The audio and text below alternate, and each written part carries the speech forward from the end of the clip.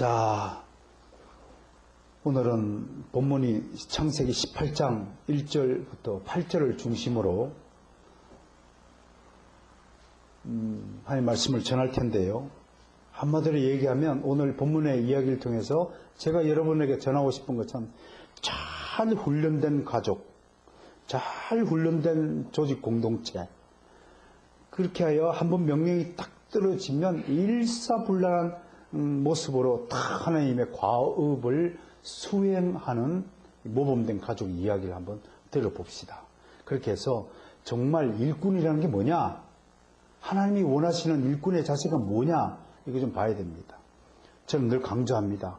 오늘 이 말씀을 듣고 정말로 일할 줄 모르는 사람은 정신 바짝을 차려서 이 손이 일하는 손으로 축복받기를 좀 축원합니다. 자, 아브라함 가족 얘기가 오늘도 시작이 됩니다. 아브라함이 지금 어디 사냐면 헤브론 근처에 있는 마므레라는 지역입니다. 그 마므레 지역에서도 어디에 사느냐면 상수리 나무가 확 우거진 곳에 지금 장막을 치고 살고 있다고 성경은 이야기하고 있습니다. 여러분, 이 팔레스타인 지역의 기후를 여러분 좀 아셔야 하는 겁니다. 이 지역이요, 얼마나 참 살기 힘든 고장인지요.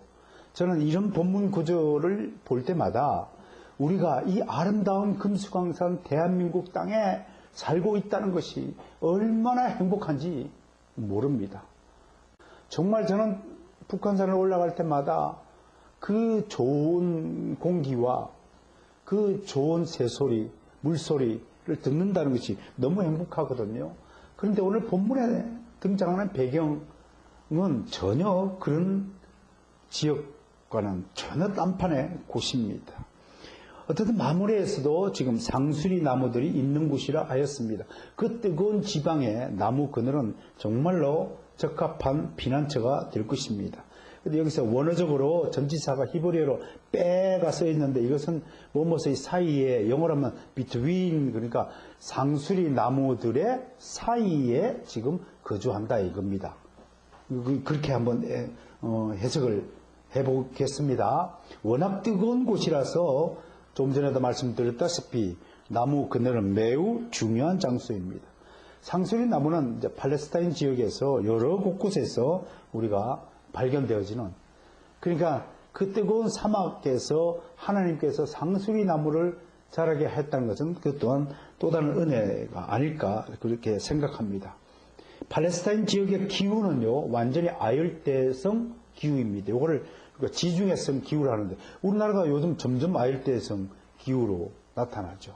근데 특징이 뭐냐면 1년을 딱 두 가지 계절로 보시면 됩니다. 봄과 가을은 한 6주쯤밖에 안 돼요. 여름과 겨울 두 계절이 뚜렷하게 나타납니다. 그런데 우리나라는 여름에 비가 많이 오고 겨울에 비가 안 오죠. 근데 이 이스라엘 지역은 거꾸로예요. 여름에는 비가 안 오는 건기예요, 건기. 오히려 겨울에는 비가 많이 옵니다. 그러니까 여름에는 전혀 비가 오지 않는 건조한 날씨가 계속되니까 한마디로 불볕 더위가 된다고 하는 것입니다.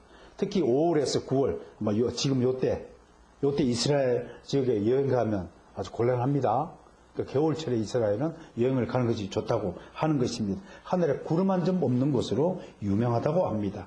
그런데 밤에는요, 지중해 바다 바람이 불어 기온이 갑자기 확 떨어진대요. 밤 9시 이후로는 거의 이 기온차가, 낮과 밤의 기온차가 거의 40도 이상 차이가 나는 곳, 유명한 지역입니다. 그래서요, 레위기나 이런 구절에 보면, 율법에는 돈을, 외투를 붙잡고 돈을 빌려주잖아요. 그러면 밤이 되면 외투를 돌려주라라는 규정이 있어요. 왜? 아무리 돈을 빌려준 채무자이지만 얼어 죽으면 안 되니까 하나님이 그렇게 규정을 한 구절들도 이렇게 나타나 보입니다. 그러다가요, 비가 언제쯤 내리냐면 10월 말쯤에 비가 내려요. 이거를 우리가 이른비라고 성경은 표현하는 겁니다. 그 이른비가 내리자마자 뭘 해야 돼요? 그때 파종을 하는 거예요. 씨앗을 뿌려요. 그 다음에 12월부터는 이제 폭우가 쏟아져요. 굉장히 비가 많이 나오고 한 그 12월부터 3월까지는 이 날씨가 주체할 수 없을 정도의 비가 많이 내린다고 합니다. 저희가 5월 달에 이제 제주도로 갈 텐데요. 제주도 날씨가 그렇더라고요. 이게 이제 바다에 인접해 있는 지역적인 특징적인 기후가 그런 특징이라고 합니다. 그러다가 이제 3월과 4월 사이에 이제 마지막으로 비가 내려요. 그것을 우리가 늦은 비라고 합니다. 성경에 나왔던 이 늦은 비가 내리지 않으면 그 해 농사는 그냥 망하는 거예요. 그래서 늦은 비를 성경에서 뭐라고 표현합니까? 혹시 기억하십니까? 축복의 단비다. 그렇게 말하는 거예요. 늦은 비가 내려야 이제 열매가 익는다라고 하는 것입니다. 자, 그런데 오늘 창세기 본문의 이야기는 햇볕이 쨍쨍 내리쬐는 한 여름날의 오정에 일어난 이야기입니다. 1절에 날이 뜨거울 때라는 히브리어는요, 케홈인데요. 이 케는 뭐뭐 할 때라는 전치사입니다. 홈은 더위라는 뜻입니다. 옛날 성경에는 오전 정오에라고 했는데 오히려 날이 뜨거울 때에라고 번역하는 요즘 성경이 훨씬 더 성경 원어에 적합한 해석으로 우리가 보는 것입니다. 자, 오늘 1절에서는 여호와가 아브라함에게 나타나셨다라고 말하고 있습니다. 나타나시다, 이건 히브리어로 와예라인데요. 그건 좀 능동형, 문법적으로 능동형이라고 하는데 왜 제가 이걸 소개하냐면 이렇게 해석이 되는 겁니다. 나타나셨다가 아니라 하나님이 스스로를 나타내 보이셨다라는 것이 정확한 원어적 해석이라고 하는 것입니다. 즉 다시 말해서요, 아브라함이 하나님을 찾았기 때문에 하나님이 나타나신 것이 아니라 하나님이 스스로 그냥 아브라함에게 나타나신 것이다 라고 해석하는 것입니다. 그러니까 하나님은 분명한 목적을 가지고 지금 아브라함에게 찾아온 것이다, 그렇게 해석할 수 있는 것입니다. 아무런 목적 없이 하나님은 우리에게 나타나지 않으시는 분이시다. 한편으로요, 좀 인간적으로 생각해 보면 하나님 좀 짓궂은 데가 계신 분이십니다. 하나님은 굉장히 유머스러우신 분이 아닐까 그렇게 생각을 합니다. 왜냐하면요, 좀 서늘할 때 오시면 누이 좋고 매보 좋고 다 좋잖아요. 하필이면요, 이렇게 유대인들은 이 오전쯤에는 워낙 뜨거우니까 전부 다 그늘에서 다 낮잠을 자는 그런 시간입니다. 하필 맛있게 낮잠을 잘만 할 때 오신 것입니다. 얼마나 좀 짓궂지 않은가요? 아마 저는 이 구절에 대해서 하나님은요, 제가 생각하기로는 아브라함의 평소 신앙생활을 불시에 점검한 것이 아닐까라고 생각을 합니다. 왜? 17장 5절에서 하나님이 아브라함에게 은혜를 하나 베풀었어요. 그게 뭔가요? 이름을 개명시켜 주셨어요. 그 하나님 입장에서는 이제 이걸 점검할 필요가 있어요. 아, 이 친구가 이름을 개명시켜 줬는데 개명시킨 이름대로 사느냐? 정순이를 민선으로 고쳐줬는데 민첩하고 착하게 사느냐? 그거 이제 점검을 해봐야 되고, 성수기를 수영이로 고쳐줘야 되는데 정말 성령의 바다에서 수영을 하는 삶으로 바뀌어졌는지, 기도 열심히 하고 말씀 부지런히 따라 듣고 그렇게 하고 있는지 점검할 필요가 있지 않겠습니까? 하나님은 늘요 우리를 테스트하신 분이십니다. 여러분, 만약에 인생에 시험이 없다면요 아무도 공부하지 않을 겁니다. 전 학교 교육에서 아이들에게 시험이 없는 학교를 아주 자랑처럼 여기는 그런 교육 방침에 대해서 절대로 반대합니다. 우리에게 하나님이 믿음을 테스트하지 않는다면 아무도 하나님을 올바로 똑바로 믿지 않을 것입니다. 하나님께서 매를 들지 않으신다면 아무도 하나님 앞으로 자발적으로 나오지 않을 것입니다. 시험이 없다면 어떤 학생도 자발적으로 공부하지 않을 것입니다. 시험은요, 우리를 성장시키기 위한 하나님의 도구라는 사실을 저는 잊지 말아야 한다고 보는 것입니다. 과연 아브라함은 정말로 다른 이들과 달리 낮잠을 자지 않고 장막 문 앞에 서 있었던 것입니다. 이것은 한 집안의 가장으로서의 책임감을 잊지 않았다는 반증이 될 것입니다. 다른 사람은 다 잠들어도 가장은 내 가족을 지키는 사람이어야 한다 라는 굳센 그 책임감. 남자에게 있어서 가장 중요한 자질이 무엇이겠습니까? 그건 책임감입니다. 책임을 미루는 사람, 떠넘기는 사람, 이건 가장으로서의 자격 미달이다. 그렇게 말할 수 있을 것입니다. 또 아브라함은 그를 따르는 많은 부족의 족장으로서 책임감도 함께 지녀야 했습니다. 과연 아브라함은 한 민족의 족장이 되었지 않습니까? 아브라함은 한 집안의 가장이었지만 아브라함은 모든 민족의 지도자로 하나님께 세워졌단 말이에요. 그러니까 그런 책임감을 가지고 다른 사람들은 다 낮잠을 자고 있었던 그 시간에 아브라함은 눈을 뜨고 있었다고 하는 것입니다. 그런데요, 2절을 볼까요? 2절에서 다소 좀 의아한 표현이 나옵니다. 아브라함이 눈을 들어 본즉 사람 셋이 찾아오신 것이다 라고 성경 기록하고 있습니다. 1절에서는 분명히 하나님이 찾아오신 것으로 묘사하지만 그것은 이제 성경의 기록이고요. 실제로 아브라함의 입장에서 보면 하나님도 사람의 모습으로 하고 지금 찾아왔기 때문에 2절의 진술은 아브라함의 입장에서 보니까 사람 셋이다 라고 해석을 한 것입니다. 그러나 분명히 그들은 인간의 모습을 한 하나님과 천사들이었습니다.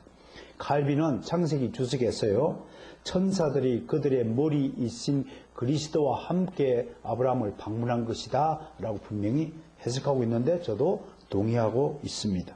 중요한 것은요, 이 구절에서 이들을 바라본 아브라함의 태도입니다. 겉으로는 인간의 모습이므로 웬만한 사람들은 그들의 정체를 알아채지 못합니다. 그런데 오늘 아브라함의 태도는요, 일반인들, 보통 사람들, 믿음이 없는 사람들의 태도하고는 완전히 다릅니다. 물론 손님을 접대하는 이런 유대사회에서 그냥 관습적인 일로서 누구든지 우리 집에 손님이 찾아오면 공손하게 그들을 맞이하는 것은 유대사회의 미덕 중에 하나입니다. 그러나 그런 미덕을 지금 넘어서는 아브라함의 태도를 볼 수 있는 것입니다. 아브라함은 한눈에 이들이 범상치 않은 존재라는 것을 충분히 알 수 있습니다. 칼빈의 주석을 좀 더 이야기하겠습니다. 이 천사들은 그들의 모습과 모든 동작 면에서 유달리 보통 사람들이 가지고 있지 않는 유달리 숭고한 모습을 가지고 있다는 것을 아브라함이 알았을 것이다 라고 해설을 하는데 저도 상당히 옳은 지적이라고 해설이라고 좀 생각을 합니다. 우리는 이 대목에서요, 특별한 고기성을 풍기는 사람들이 있음을 우리는 알 수 있습니다. 제가 누구라고 말은 하지 않지만 가만히 있어도 저분은 좀 보통 사람하고 다르다, 달리 보인다. 이 점에서 여러분들이 좀 아멘이 있으면 좋겠다는 생각도 해봅니다. 여러분, 사람이요, 자기 얼굴에 인생을 책임을 지라고 목회자가 어디를 갔는데 당신은 전혀 목사처럼 안 보여. 그러면 그것도 참 곤란한 문제예요. 어디를 가서나 뭔가 좀 다르다. There's something different. 이런 느낌이 좀 있어야 그 인생이 그래도 하나님 앞에 좀 경건한 모습이 아닐까 생각합니다. 또 반대로요, 우리는 그런 사람을 또 딱 알아보는 아브라함의 능력을 눈여겨봐야 합니다. 믿음의 사람의 눈은 다른 것이다 라고 말하고 싶습니다. 보통 사람들의 눈에는 보이지 않는 것들이 믿음의 사람의 눈에는 보여지는 보는 것입니다. 그래서 정말 훌륭한 목사님들이 성도들의 영적인 상태를 이렇게 알아볼 수 있을 것이다, 그렇게 생각을 합니다. 그래서 아브라함은 어떻게 하고 있습니까? 그들에게 달려나가서 영접하고 있습니다. 그리고 몸을 땅에 굽혀 인사합니다. 땅에 굽히다라는 뜻은 원어적으로 몸을 완전히 땅에 엎드리다, 개구리처럼 딱 땅에 붙어가지고 인사를 하는 것이 유대법의 인사이기 때문입니다. 이처럼 몸을 땅에 대고 인사했다는 것은 최대한 예의를 갖추는 것이다 라고 해석이 됩니다. 그 증거가 3절에 이어나오는 손님들을 호칭하는 것에서 나타납니다. 아브라함이 이 사람들이 범상치 않은 사람들이라는 결정적인 증거는 3절에서 손님을 향해서 뭐라고 부르고 있나요? 내 주여. 요거로 원어로 하면 아도나이라고 하는 것입니다. 내 주여라고 부르고 있습니다. 그냥 선생이여, 랍비여 그런 뜻이 아니라 여호와를 하나님 이름을 부르지 못하고 유대인들은 여호와 대신에 항상 아도나이라고 불렀어요. 아브라함이 사람을 보고 아도나이 하면 아브라함이 미친 사람입니다. 그렇지 않겠습니까? 아브라함은 분명히 하나님을 경험한 사람입니다. 하나님과 이 앞에서도 여러 수회에 걸쳐서 하나님을 대면하고 하나님과 대화를 나눴던 믿음의 사람이었습니다. 여기서 주목할 점은 아브라함이 세 사람의 나그네에 대해서 주님들 그렇게 말하지 않고 1인칭 단수로 내 주여라고 말하고 있다는 것입니다. 그러니까 세 사람 중에 한 분에 대해서만 아브라함이 내 주여라고 단수로 사용하고 있다는 것을 또한 알 수 있습니다. 물론 일부 학자들은요, 이런 개혁주의적 성경 해석에 반대하는 사람들은 이런 호칭은 아내가 남편을 부를 때도 아도나이 그랬다, 종이 상전을 부를 때도 그랬다, 또 상대방을 아주 존경하는 사람들을 높여 부를 때 그랬다라고 주장하지만, 그럼에도 유대인들은 예수님을 아도나이로 부르지 않았습니다. 랍비여라고, 선생이여라고 부르는 것을 볼 때 근거가 좀 미약한 주장이다, 그렇게 볼 수 있겠습니다. 근데 이런 구절을 좀 반박할 수 있는 게 뭐냐면 17절과 20절을 한번 보아야 합니다. 여기서 분명히 이들 중 말하는 사람이 누구라고 주체가 기록되어 있냐면 여호와 하나님이라고 주체로 등장하고 있음을 볼 때에 아브라함은 그들 세 사람 중에 한 분을 향하여 아도나이라고 말한 것으로 해석을 해야 옳다라고 보는 것입니다. 하나님이 분명히 아브라함에게 말씀하고 계신 것입니다. 아까도 말씀드렸다시피 이미 아브라함은 하나님을 경험하신 분이십니다. 이런 점들을 통해서 우리는 아브라함이 평소에 얼마나 영적으로 민감한 사람이었는가를 분명히 알 필요가 있다고 봅니다. 자, 하나님의 갑작스러운 방문을 받은 아브라함은 이후부터요, 민첩하게 움직입니다. 3절에서 간곡한 초청의 인사와 함께 4절에서는 발을 씻기고 그늘 아래서 쉬게 하고 5절에서는 손님들이 지칠 것에 떡을 준비하고 있습니다. 어떤 사람들은 여기서 하나님과 천사들이 배가 고플 리가 없다고 또 말을 할 수 있습니다. 그러나 예수님도 육신으로 살았을 때 인간과 동일하게 추위를 느꼈고 더위를 느꼈고 배고픔을 느꼈고 쓰라림을 느꼈고 고통을 느끼셨던 분입니다. 세 사람의 손님은 지금은 인간의 상태에 머물러 있습니다. 그러므로 그들도 당연히 배고픔을 느꼈다고 할 수 있어야 할 것입니다. 근데 여기서 우리가 정말 중요하게 보아야 할 점은 바로 다름 아닌 아브라함과 가족들, 특히 그 종들을 포함한 집안의 일꾼들의 일사불란한 모습이라고 하는 것입니다. 얼마나 평소에 훈련이 잘 되었으면 갑작스러운 일이 발생했음에도 불구하고 아브라함과 그 수아의 가족들이 그 움직임이 마치 항상 준비를 하고 있었던 사람들처럼 움직이는 것입니다. 그 내용을 하나씩 살펴보겠습니다. 6절부터 8절까지가 그 내용에 해당이 됩니다. 먼저 아브라함의 행동 패턴을 한번 보겠습니다. 6절에 보니까 급히 장막으로 갔다라고 되어 있습니다. 급히 히브리어로 마하르인데요, 이거는 민첩하게 행하다라는 것입니다. 어떤 사람의 능력을 판단할 때 아까 모두에서 제가 말씀을 드렸다시피 하나님도 제일 중요한 잣대가 뭐냐면 일을 처리한 능력을 보신다고 하였습니다. 저도 마찬가지입니다. 평소에 일을 해보지 않은 사람은 확실하게 굼뜨게 반응합니다. 무슨 일을 어떻게 해야 될지 몰라서 그 자리에 서서 눈만 멀뚱멀뚱거리는 사람은 부직 있습니다. 전문가들은 이런 사람들을 정확하게 구별해내고 일꾼으로 채용하지 않습니다. 기업에 가보십시오. 면접하시는 담당자들이요, S그룹의 면접관들은 사람을 알아보는 도사들입니다. 그들은 그 능력으로 훈련받은 사람들입니다. 그래서 척 보면 눈빛만 보더라도, 이 친구가 얼마나 게으른 사람인지, 얼마나 잘 훈련받은 사람인지를 척 보면 알아냅니다. 저도 척 보면 앱니다, 여러분들. 여러분들이 기도를 얼마나 했는지 척 보면 앱니다. 사람이요, 한 가지 일에 매진하면요, 한 20년 해보세요. 도가 트입니다. 그러니까 전문가들 눈에는 이런 게 다 보이는 거예요.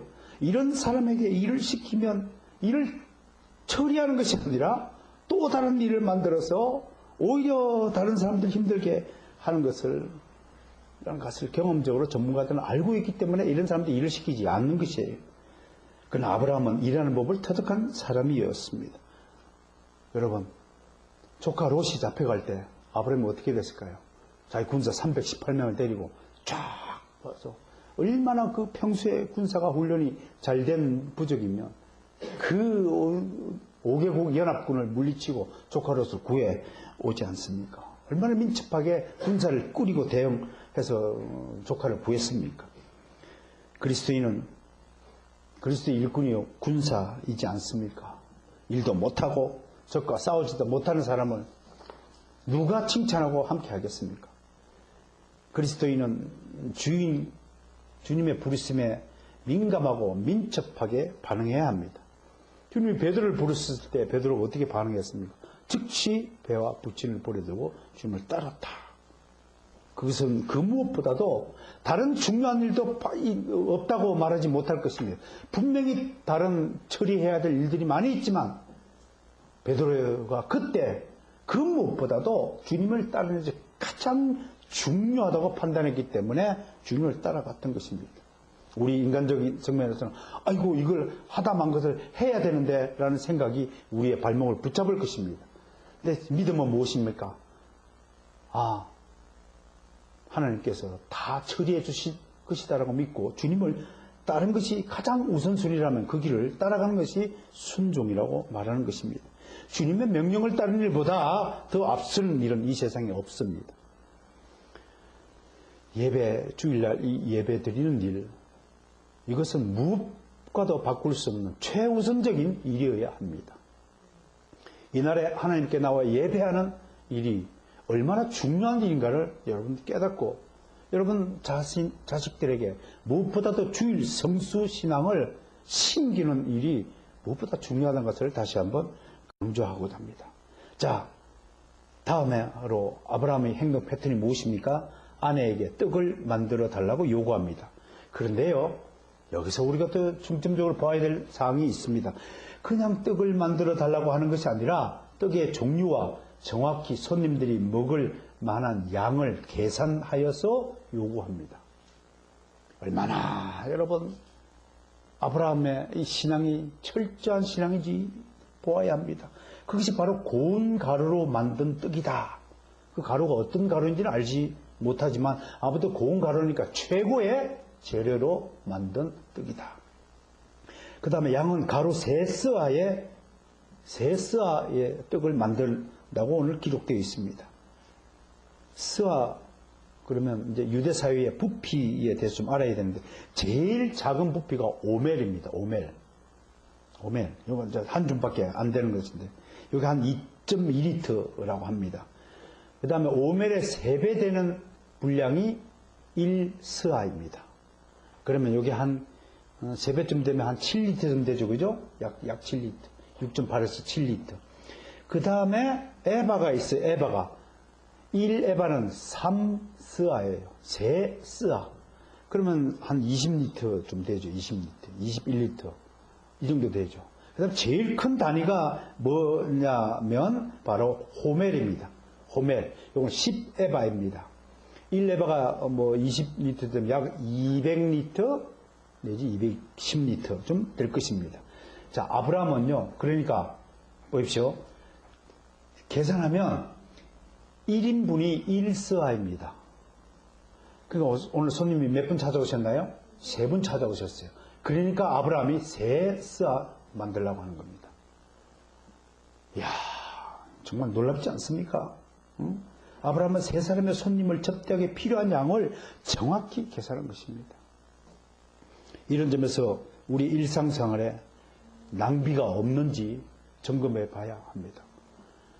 얼마 전에 제가 집에서 한 20년 전부터 버리지 못하고 있었던 옷들을 전부 다 정리해서 그 옷 버리는 곳에 가서 처리를 했더니 눈 깜짝할 사이에 사라졌습니다, 옷이.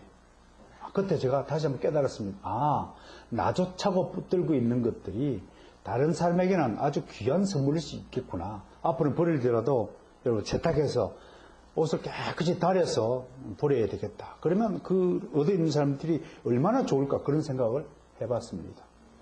여러분 낭비하지 마시길 바랍니다. 그리고 나보다 남을 위해서 사는 인생이 되시기를 지금 축원합니다.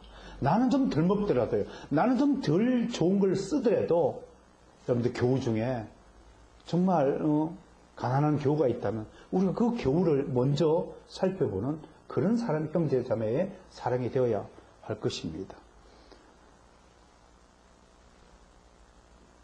정말 우리 청교도들이 이 청빈이라는 입장에서 보면 그분들의 삶이 얼마나 정말 검소하고 청빈하셨는지 우리 본받아야 할 것입니다. 웨스트민스터 세미너리의 신학교에 반티 박사님 돌아가시고 나니까 그냥 양복 2벌에 신발 2켤레에 넥타이 2개에 속옷 2벌 뭐든지 2벌씩밖에 안 남겼었다고. 평소에 그것도 있고 그냥 평생을 사셨다. 그런 점에서 저는 옷이 너무 많음을 회개합니다. 참 우리 믿음의 선조들이 얼마나 검소하게 사셨는지 우리 본받을 필요가 있다라는 이 대목에서 한번 생각을 해봐야 되지 않을까 생각합니다. 그 다음에 이제 7절에 보겠습니다. 아브라함의 행동 반응을 보겠습니다. 아브라함은 그 다음에 어디로 갑니까? 가축대 있는 곳으로 달려갑니다. 근데 걸어가지 않고 달려간다고 그랬습니다. 하나님을 빨리 접대하기 위해서 간포대 집 짓는 곳에 갔더니요.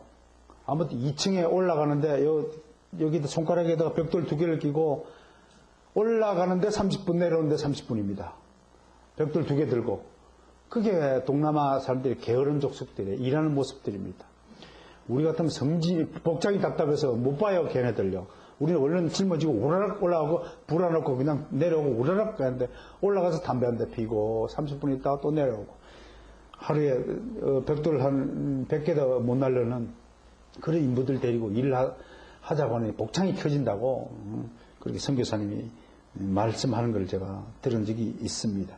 그러자 가지 않고 달려갑니다. 열심히 합니다.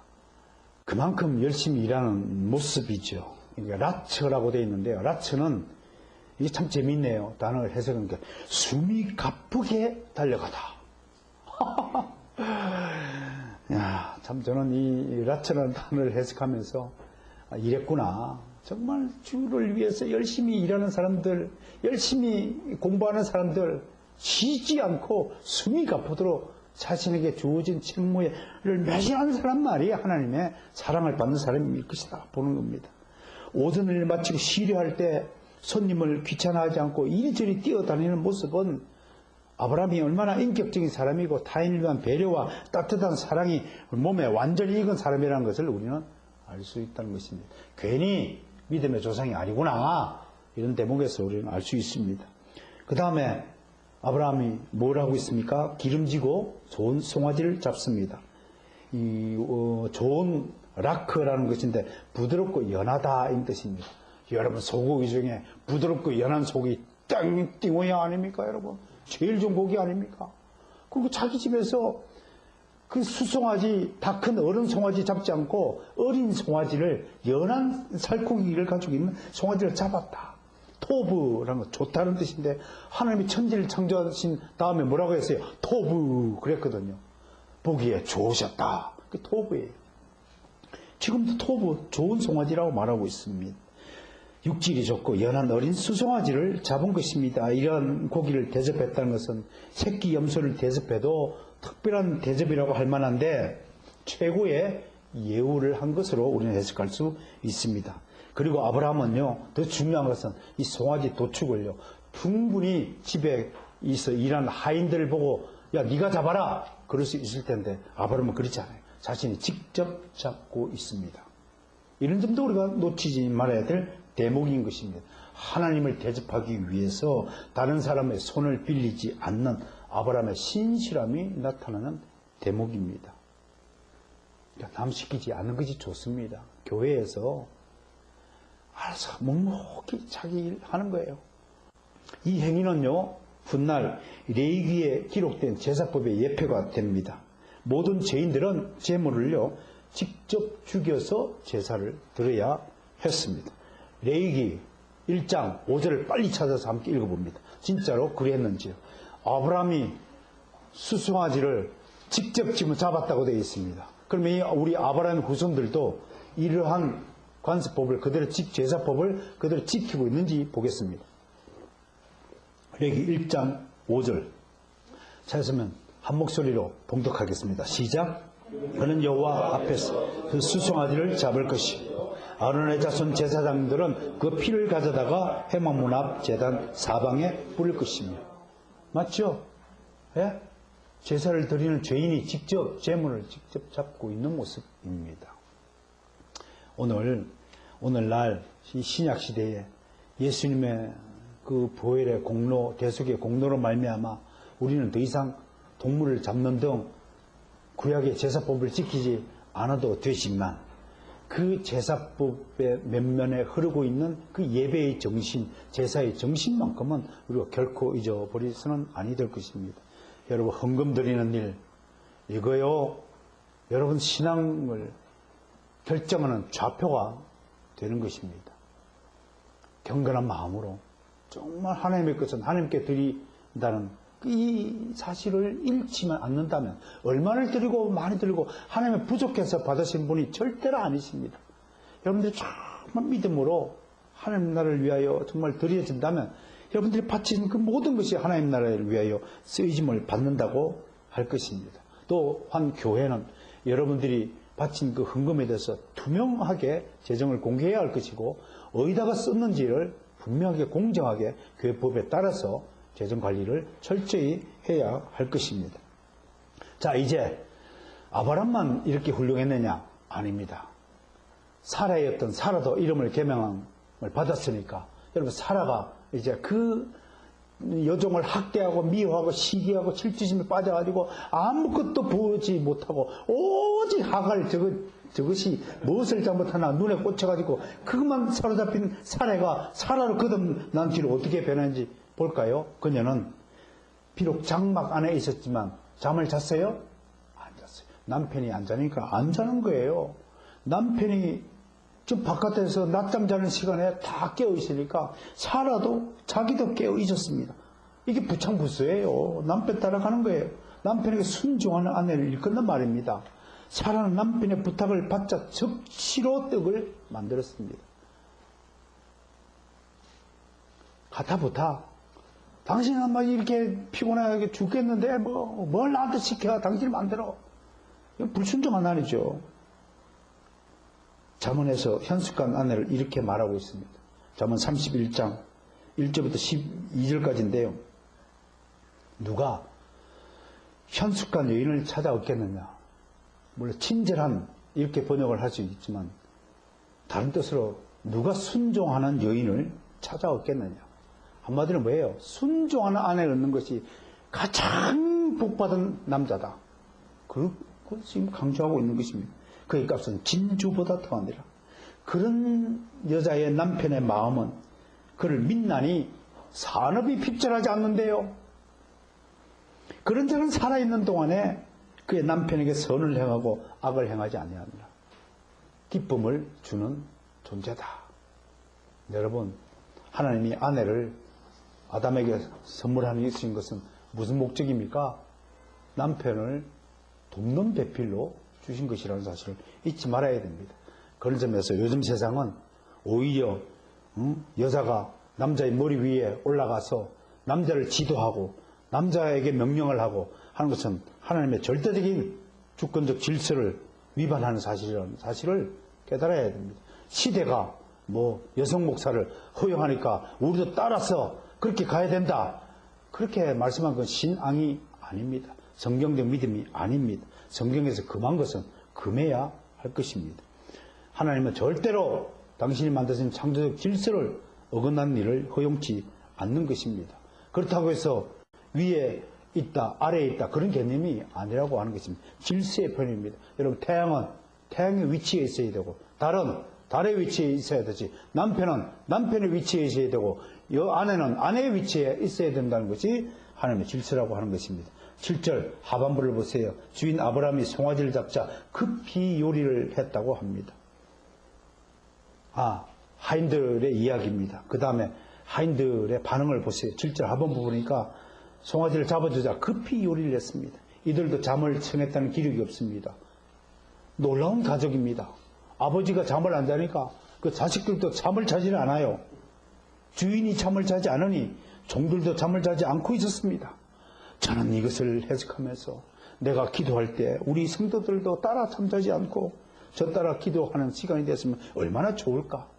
만약 잠을 자고 있었다면 하인들은 아브라함의 명령을 즉시 수행하지 못했을 것입니다. 그들은 자신들의 주인인 아브라함의 명령이 떨어질 때까지 대기하고 있었던 것입니다. 이런 조직체, 이런 공동체를 보고 어찌 우리 감탄하지 않을 수 있겠습니까? 탁 명령 떨어지니까 톱니바퀴 몰래 차차차 이걸 처리하는 일사불란한 모습을 봅니다. 여러분 이런 가족에 대해서 누구보다도 칼빈의 극찬을 들어보시길 바랍니다. 제가 대신 읽어드리죠. 아브라함은 부분적으로는 그가 하기를 원하는 것을 명령하려고 한편으로는 주인으로서 자기의 의무를 다하려고 달려갔으며 사라는 장막 안에서 대기하였고 종들은 모두가 명령에 재빨리 순종하고 있다. 여기서 잘 훈련된 가족의 놀라운 일치를 볼 수 있다. 각자 오랜 기간 동안 올바른 단련에 익숙하지 않았다면 이런 민첩한 일치가 그렇게 갑자기 될 수 없다. 저는 이 해설을 여러분에게 소개하면서 가슴이 뭉클하게 느껴졌습니다. 한편으로 제 스스로를 점검해 보았습니다. 나는 정말 우리 아레일 성도들을 이렇게 일치된 훈련받은 성도들로 제가 양육하는데 앞장섰을까 하고 생각을 해보면서 여러분들에게 정말로 오늘 이 말씀을 가지고 마지막으로 이런 교훈을 전하고자 합니다.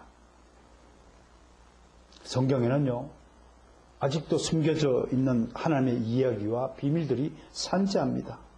마치 땅 속에서 금광맥이 발견됐다고 치면요, 그 금광맥을 발견한 사람들은 더 금광맥이 뿌리까지 뒤지기 위해서 사차치 파들어 들어가듯이 말이에요. 성경 속에 숨겨진 하나님의 비밀한 섭리들 이런 마음으로 이렇게 들어가는 일을 멈추지 말아야 한다는 것을 여러분에게 좀 전하고 싶습니다. 그리하여서 이런 작업들을 통해 여러분 모두가 하나님에 대한 지식을 더 풍성해 가지고 더 깊이 하나님을 알아가는 계기가 되면 참 좋겠다 라고 생각하면서 저는 오늘 이야기에서 두 가지 교훈을 여러분에게 꼭 전하고 싶습니다. 첫째, 우리는 모두가 낮잠 자는 그 시간에 깨어 장막문을 지켰던 아브라함처럼 늘 깨어 근신하고 살아야 한다는 것입니다. 이것이 그리스도인의 기본적인 자세입니다. 허리멍텅한 생각으로 정말 중요한 순간에 딴 생각하느라고 중요한 것을 놓쳐버리는 사람이라면 그 사람은 가장 멍텅구리요, 가장 바보 같은 쪼다 같은 존재가 될 것입니다. 실제로 그렇다니까요. 어느 무슨 선물 행사장에 딴짓하느라고 자기 번호가 당첨이 돼가지고 TV가 앞에 탁 당첨이 되고 3번에 불리는데 또 딴짓하느라고 그 얘기를 못 들어가지고 다른 사람한테 넘어갔다는 얘기를 내가 들은 적이 있습니다. 그런 바보 같은 사람이 어디 있습니까? 정신을 차리고 꼭 마찬가지입니다. 오늘 들려지는 여러분 이 하나님의 음성에 귀를 기울이지 않는 자는 여러분 TV가 문제입니까? 자동차가 문제예요? 비행기가 문제예요? 요트가 문제예요? 돈 억만금이 문제예요? 이 말씀을 듣지 않고 딴청 부리다가 하나님의 귀한 은혜를 놓친 자는 돈으로 계산할 수 없는 수많은 보물을 잃어버리는 것과 같은 것이라고 할 것입니다. 여러분, 하나님의 말씀이 선포되는 그 순간만큼은 절대로 하나님의 말씀 은혜를 잃어버리지 마세요. 그만큼 바보 멍텅구리 쪼다가 없습니다. 정말입니다. 여러분, 오늘 여기서 이 예배를 통해서 들리는 하나님의 음성은 여러분들의 영혼의 피와 살이 됩니다. 여러분, 죽으면 무슨 소용이 있습니까? 육신은 죽게 되어 있으니까 그건 말하는 게 아닙니다. 육신은 나이가 들면 죽을 수밖에 없죠. 그러나 중요한 것은 영혼의 생명입니다. 여러분, 육신이 살기 위해서 하루에 3끼 밥 꼬박꼬박 먹잖아요. 근데 왜 영혼의 밥은 안 먹으려 합니까? 영혼에 무슨 놈의 귀신이 1년에 한 번 밥을 먹는 귀신이 있는지 모르겠습니다만 우리는 매일 영혼의 밥을 먹어야 합니다. 하나님의 말씀의 밥을 먹어야 합니다. 그 밥 먹지 않고는 정신이 맹해가지고 도대체 성경을 읽어도 뭔 소리인지도 모르고 하나님이 오늘 이렇게 열심히 여러분들에게 은혜를 주고자 한 말씀의 은혜를 베풀어다 맹해가지고 왜? 영혼의 생명이 죽어 있거든요. 영혼이 지금 잠을 자고 있거든요. 여러분, 정말 넓게 근신하고 살아야 하는 것인지 깨달아야 됩니다. 데살로니가 전서 5장 빨리 찾아보시기 바랍니다. 사도 바울은 데살로니가 교회의 성도들에게 깨어있을 것을 당부하면서 이런 말씀을 우리에게 남겼습니다. 5장 5절부터 8절까지 한 목소리를 읽어보겠습니다.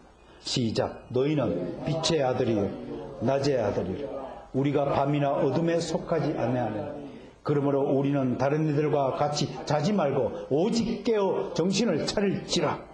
자는 자들은 밤에 자고 취하는 자들은 밤에 취하되 우리는 낮에 속하여 있으니 정신을 차리고 믿음과 사랑에 호신경을 붙이고 구원의 소망에 투구를 쓰자. 따라서입니다. 잠은 밤에 자자. 이게 하나님의 뜻입니다. 낮에 졸고 비틀거리고 하는 사람은 전부 하나님을 대적하는 자들입니다.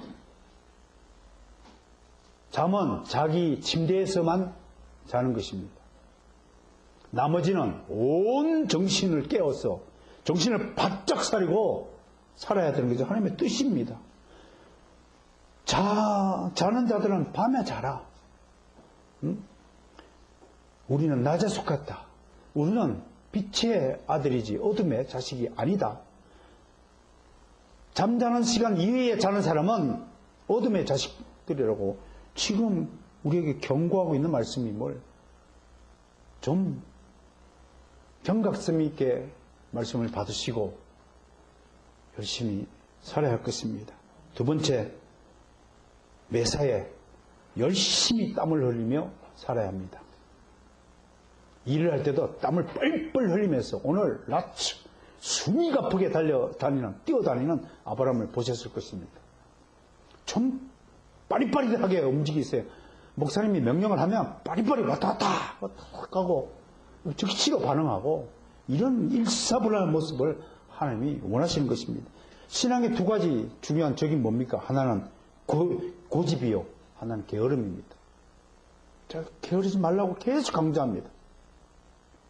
게으름에 빠지면 다시 헤어나기 힘듭니다. 여러분, 마약 중독, 알코올 중독만 중독이 아닙니다. 잠도 중독입니다. 여러분, 잠자는 걸 습관으로 생각하죠? 그렇지 않습니다. 중독된 것입니다. 그 중독자라고, 그 심각한 환자라고 생각하지 않는 것이 더 큰 문제다라고 얘기할 것입니다. 부지런히 살아야 합니다.